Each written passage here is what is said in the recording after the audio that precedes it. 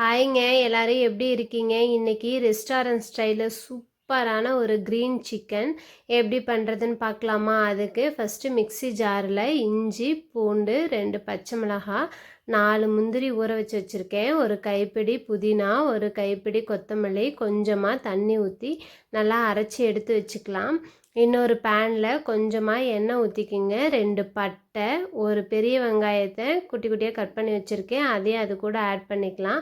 அதுக்கப்புறம் 1/4 kilo chicken எடுத்திருக்கேன், அதையும் நல்லா வாஷ் பண்ணி இது கூட ஆட் பண்ணிக்கிட்டு மஞ்சள் தூள், மிளகாத்தூள், கரம் மசாலா, தனியாத்தூள், சிக்கன் மசாலா போட்டு நல்லா மிக்ஸ் பண்ணி விட்டுட்டு அதுக்கு தேவையான அளவு உப்பு, 1 டேபிள் ஸ்பூன் தயிர் போட்டு நல்லா மிக்ஸ் பண்ணி வச்சுக்கலாம். தயிர் போட்டால் தான் சிக்கன் நல்லா சாஃப்டாக வெந்து வரும்.